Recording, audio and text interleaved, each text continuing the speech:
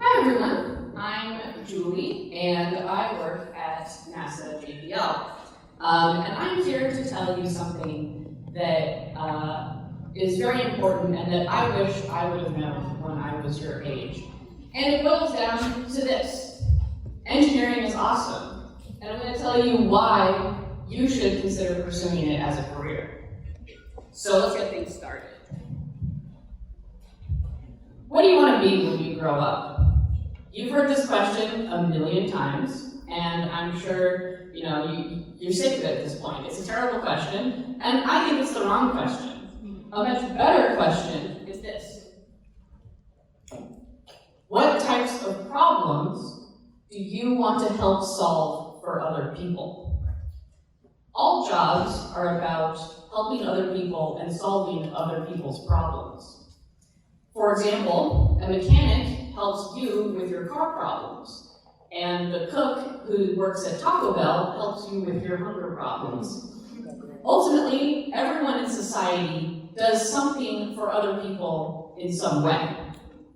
So when you think about what you want to be when you grow up, when the adults ask you what you want to be when you grow up, I instead want you to think what kinds of problems you want to help solve for other people.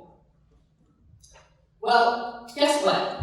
If you want to solve really cool problems, I have some great news for you. Engineers get to solve really cool problems. Nearly every man-made object you have ever touched or interacted with was directly designed by an engineer. The entire modern-day world economy depends upon a foundation of things built by engineers. The tools, the machines, the factories, the devices, the infrastructure, all of it built by engineers. So I know what you're thinking. What do engineers actually do? When I say that they design and build things, what does that mean for you? If you were an engineer, what would your day-to-day life look like? Well, the best way for me to answer this is to just show you. And so I'm going to give you a nice in-depth example, telling you as much as I can about what the life in one engineer is. And that example is me. So I want to show you all the details. And honestly, I'm an electronics engineer, but even if I were a different type of engineer, a lot of the aspects of my job would be very similar. The difference would be that I would be using different tools and I would be using knowledge from a different discipline of engineering. I love my job. I have been at JPL now for 5 years and it has been awesome this far. The problem that I'm currently tasked with working on is this. Can we make a radar to study Europa? Remember, all jobs are about solving problems for other people. What JPL is doing is solving a problem for NASA. NASA has science objectives that they want to collect new and interesting information about Europa, which is the moon of Jupiter. JPL is in charge of building the spacecraft for this mission. Now, this is to help build a radar instrument for exploring Europa to look at the ice. Radars work, just because I imagine a lot of you don't know, radars work by sending out radio waves towards something and then receiving back the echoes that bounce off of that surface. And by interpreting those echoes, you can learn a lot of different things.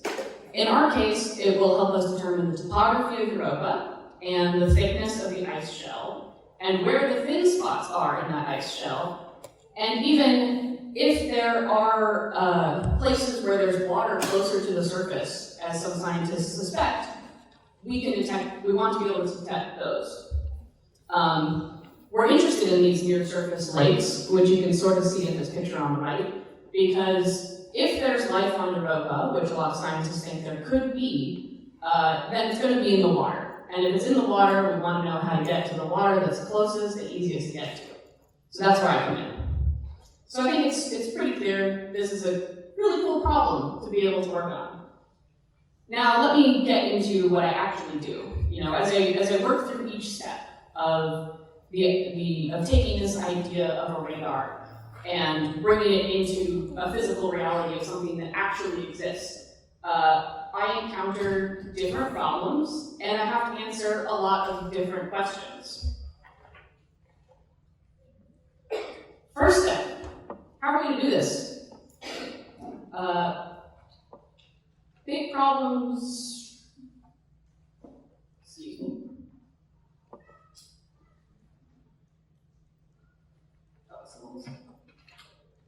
Okay, how are we going to do this?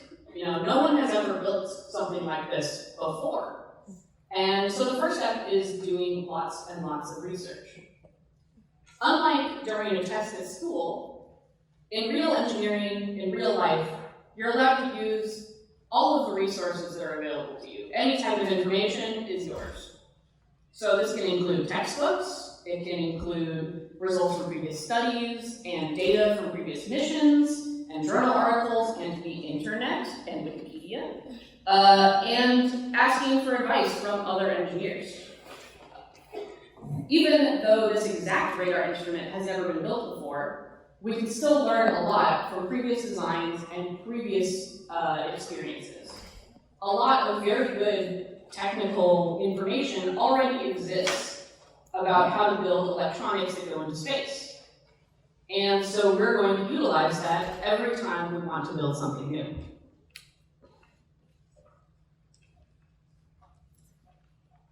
Big problems like this are split up across many different engineers. Everything's very collaborative in engineering. We have to figure out what all of the different parts of the system are going to be, how they're going to connect, and what's going to talk to what. And then we figure out who's going to design each part. So I'm designing this green box, the radar control electronics. And you can sort of think of it like the brain of the radar. Other engineers on the team are designing all the other boxes, and I get to work with them, and we all have to work together. Building a radar for a spacecraft is complex, and there are a lot of different requirements on it. How big can it be? How heavy can it be? How much power can it use? These are all constraints that we have to work with. I also need to talk to other engineers who are working on the spacecraft, who can tell me what the different environments my hardware will actually experience. And things like, what's the minimum and maximum temperature I have to survive? And how much vibration will my box get when it's launched on top of a giant rocket? How bad is the radiation at Jupiter?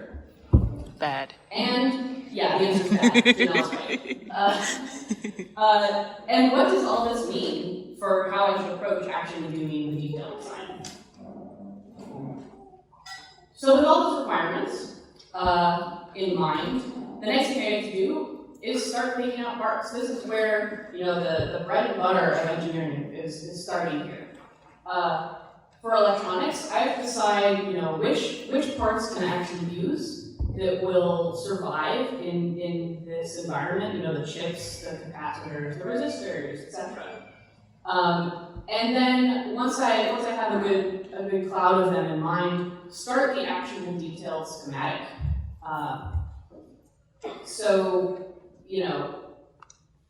Radiation is something that you don't really experience as far as on the surface. That's what we have the atmosphere for. But most types of electronics won't work in radiation outside of the atmosphere. And so if you took your cell phone up to space with you, let's just say you're an astronaut, which, feel free, then it definitely wouldn't work for very long. And my hardware has to work up there for years, possibly something like decades. We have equipment flying that has been up there for decades, and it's still working. And if mine's up there, I want it to still be working. So when I've got a good idea of the parts I want to use, I begin working on the schematic, which is that diagram on the bottom there. A schematic is a special type of diagram that says exactly how to connect each of the parts in the design and form them into circuits.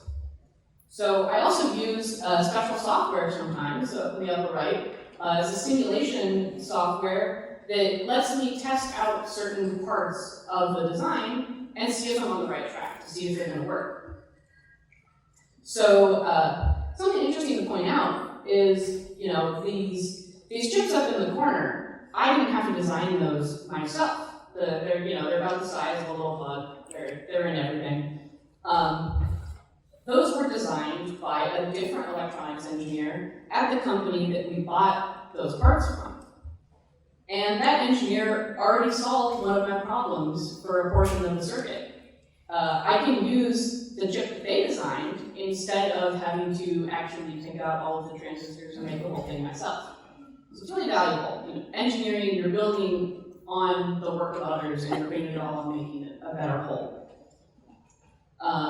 That engineer saved me a lot of time, and I really appreciate that. So there's also more types of applications of engineers. So at JPL, for instance, there's a whole bunch of other engineers, often a lot of senior engineers, whose job is to actually look at my designs and do some complicated analysis on it to prove that it's going to work, or find where it's not and how I need to fix it. And that will guarantee that when it's in flight and when it's in space, that it will work in all of the different permutations of the environments and scenarios that we expect to see.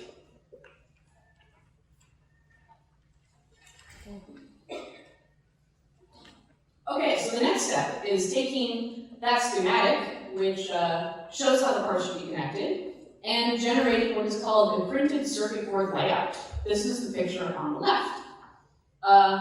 This is the start of really taking what is an idea and conceptual design and turning it into a physical object. This task is quite literally a jigsaw puzzle. It's taking each of the things and making them fit on the board and trying to untangle the nest of connections that I need to make. I have to decide where each part's going to sit. I have to decide how much space allocation I need. And I do also draw the lines connecting each of the different things. So printed circuit boards, you might not realize, the flat parts of the electronics that are inside of your cell phone, your laptop, and computers, and everything. They're actually these complicated layers of metal and insulator, as if you had a stack of papers that you drew lines on each piece of paper, and you have them connect through areas where you stab through the paper, and that those, in turn, would get attached to the parts that get soldered on top of the boards. And so it sort of ends up looking a lot like a highway of different roads. And you have to figure out, how many highway interchanges do you need to get one road across another road. And that determines how many layers you're going to do on this board. So for instance, this example right here is a 2-layer board. Everything in red is shown as the top side, and then you're actually seeing sort of an X-ray view, and everything in blue is on the bottom. But sometimes 2 layers isn't enough, so you actually have to put a whole lot more in. My design has about, other parts on this thing is probably, 50 parts or so, and so it uses 2 layers. My board has over 2,000 parts on it, and that means it has to be 20 layers. So imagine having that rat's nest, but 20 layers deep. So it's really cool. If you like puzzles, you would absolutely love doing this. It's a fun challenge, and it's cool. It's a very visual operation. So something else I can do with the software that I get to use is I can make these 3D models on the right, which are very helpful in the next step. What type of box do I need? Boxes for electronics that go into space are actually pretty complicated. Luckily, JPL has a whole slew of mechanical engineers who can help me with my needing a box problem. The box needs to be strong enough to keep my electronics safe without being too heavy. It needs to act as a heat sink because all electronics do dissipate some amount of heat, and I don't want my things to overheat in space. The box has to act as a shield for my electronics to protect the neighboring electronics from the radiated emissions that my hardware will produce. And if that wasn't enough, there's also the aspect of the radiation, where the box has to protect me from radiation from Jupiter. The design and validation of boxes like what I need for my hardware requires a lot of different engineers who are specialists in these different areas of looking at structural analysis and thermal analysis and radiated emission analysis. Okay, next, now we get some real pictures of my stuff.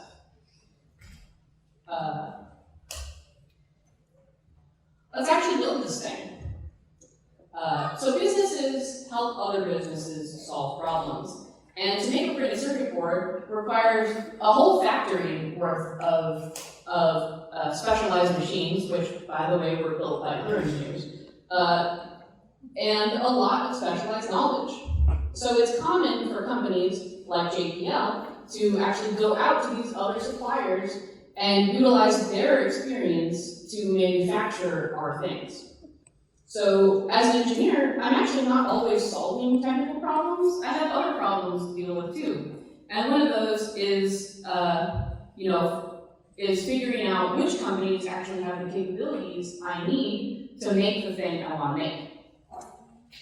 I have to communicate with that company. I have to go back and forth with emails and calls and get them to agree upon a price for it. And then I have to take all of that paperwork and get JPL management to approve of it and actually place the order.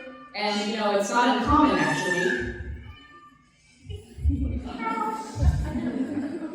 It's not uncommon to have coordination problems with this stuff that sometimes feel harder than technical problems. So, I should want. So this picture on the right was right after my board was done being built, and you can tell from the smile on my face how happy I was to finally have it in my hands. There's nothing like starting with an idea and thinking about this thing and spending months and months designing it on the computer, and then you actually get to hold it. It's my pride and joy right there. Okay. So after we get the boards made, we put it through a lot of rigorous testing to make sure that it works the way it's supposed to work. And we do tests with it connected to other parts of the system, like you can see in this picture on the left, where I'm plugging my board into another board that it has to talk to. And then we need to do this to make sure that the whole radar working together will work. So during my earlier design phases, I spent a lot of times in meetings, talking with other engineers, and in my office working on my computer, doing all of those computer design. And now, once we have hardware, I'm in the lab every day. And honestly, that's my favorite part of the design cycle. So we do a lot of testing and always some fixing, it's never right the first time, of the electronics. Once we think we have it completely working, we then move on to what's called environmental testing. We actually don't just test it and make sure that it works in all its permutations, we also do that and we put it inside an oven. So this picture on the right is my hardware once we put it into its fancy, complicated box that those mechanical engineers help me with. And we put it through its paces. We make it operate and prove that it can still do everything it needs to do at the hottest temperature we think it'll ever see, and the coldest temperature we think it'll ever see, and everything in between. Because when this hardware is actually in space, it's going to see those things, and it'd be really a shame to say, oh, I have this great spacecraft, it works perfect in the lab, but if you launch it and it doesn't work, you're going to have some problems. So in real engineering, you learn a lot every time you do something. It's often impossible to get every aspect of the thing you were making to be perfect on the first go. And there are just too many complex things to solve. So at JPL, we usually go through this design cycle 3 times for everything we send into space. And that means that we're going all the way back to those beginning steps and taking what we learned on the first run through and doing it all again. Go build it again, go test it again, etc. And so after we're done with all of these different iterations of the design work and the build and the test, what's the end result of all this? Delivering the fancy hardware. So this is a little bit of an aside because it's fun to hear about the different aspects. The completed radar unit gets delivered to other teams of JPL for integration with the rest of the spacecraft. And in the not too distant future, we'll be launching and we'll make it to Europa, and it's going to be really cool, and hopefully we'll find life. But fun fact is that the radar is actually, the electronics are considered so special and so expensive that JPL thinks it's too risky to mail it anywhere. And so when we're done building the unit at the company who's helping us manufacture it, I actually go and personally bring it back to JPL. So this is me taking it on a flight with me. It goes in this fancy box, and everyone around thinks it looks really cool at the airport, and I think it's crazy going through TSA with that thing. And we buy the box its own seat. It even has a seatbelt on. I didn't notice that. It needed a seatbelt extender though. And another little fun fact: the box was actually too big for the tiny chairs in economy class, so the box had to fly first class, and luckily I had to fly next to it. It was fun. I even had the flight attendants come over and want to know all about it, and I spent this entire flight talking about NASA and how cool it is, which is what I usually do. And even the pilot came back and wanted to know all about it. I'm like, don't you have a job you're solving right now? But yeah, so it was fun. Some of these little random perks, I think it helps illustrate what my job is actually like. So I have given you, an in-depth look at what being one type of engineer at one place is. But there's a whole ton of types. You can find a type of engineering for anything that you're interested in. If you really like robots, go become a mechanical engineer. Maybe you are really interested in working in healthcare, but you don't want to be a doctor, go be a biomedical engineer. It's awesome. And let's do some other ones. Maybe you don't want to do anything that has a high purpose, but you just want to make something that's really fun. Like you want to build roller coasters, go be a civil engineer. It's going to be awesome, and I want to ride your ride. Then other ones. If you want to help the environment, you want to help manufacture a new type of pesticide that won't negatively impact the water supply and make that crane unhappy, go be an environmental engineer or a chemical engineer. I can go on for hours like this, and engineering is really broad because there are an infinite number of different ways of applying it and to solve problems for other people. So think about an area that interests you and come talk to me. I'll tell you what type of engineering you should consider. Okay, now I'm going to let you in on a big secret. This is really important. Being an engineer is easy. In fact, it's way easier than being an engineering student. Being a student can be really difficult sometimes. I'm sure you know that. College, especially, they make it difficult because they need to make sure that you know how to solve really hard problems. And they need to know that you can push through those difficult problems even if you don't know fully how to yet. This is just how college and school is. I'm glad I stuck through it. Of course, there were times where I really had to push myself and where I didn't get good grades, but looking back, it was all worth it, and I love my job today. And it's way easier being an engineer than it is being an engineering student.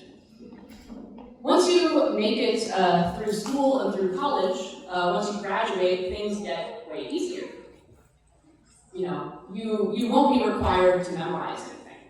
In fact, I'm encouraged to go look up answers and from a textbook rather than doing the math again myself. I should just go look it up, that's faster, and it will definitely be right.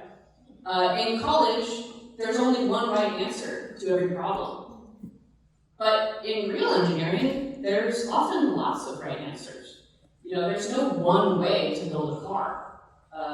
There's different ways of solving the transportation problem, and different companies solve it in different ways.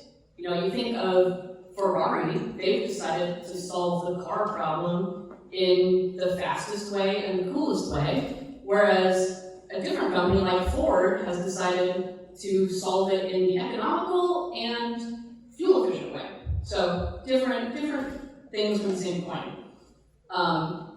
In college, they'll tell you to solve a problem in under 2 hours. And that's hard, especially when you also aren't allowed to use the internet. But in real engineering, you generally have days or weeks or sometimes even months to solve problems. You're allowed to talk to other people, you're allowed to read books, you're allowed to try different examples, you're allowed to run tests and collect new data, anything that you need to figure out that problem. The foundational skills that you learn in engineering school make it so that you can learn almost anything. And once you make it out, you become a pretty hot commodity. Companies will want to hire you left and right, which is one of the perks of this. And do you know why? It's because, as an engineer, you are able to solve their problems. And solving their problems produces a lot of value. A company wants to design the next smartphone, or the next fastest airplane, or the next, innovative biodegradable plastic, or something. And they know that with you can make it happen. So the world is happy to make use of as many engineers as there are available, which there's pretty much a bottomless demand for good engineers. So next, I'm going to talk about something that can be a bit of a touchy subject, and it's money. Being an engineer pays pretty well. This is a table that I took from a really good study out of Georgetown University. They were analyzing data from the US Census Bureau. And what they did was they ranked the salaries of everyone who graduated from a 4-year college working in these fields. And a lot of the top ones are engineering. Let me make it a little bit easier. Everything in green is engineering. It's a lot. And interspersed in there in pink are the other STEM fields, science and math. 9 of the top 10 of the highest paying careers from this study are all engineering. And in fact, the top 23 are all STEM. There's a lot of possible fulfilling careers in the world, and not all of them are going to be on this list. And you should look into every option that interests you. If it's not on this list, that's totally okay.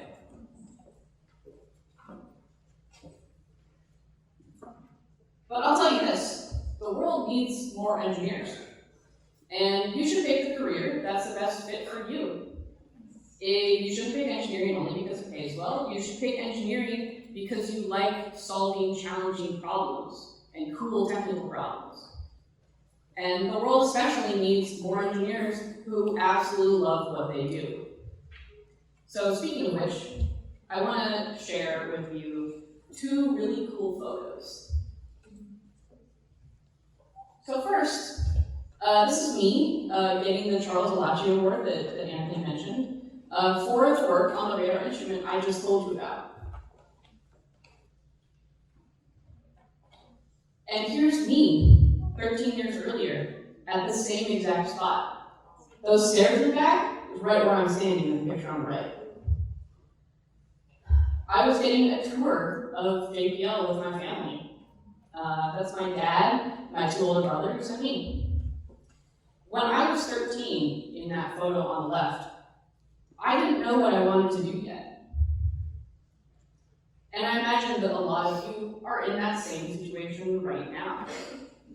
I honestly didn't know at the time that a lot of my interests aligned with engineering. No one told me. All I knew was that I liked my science classes, and I really liked competing in science competitions.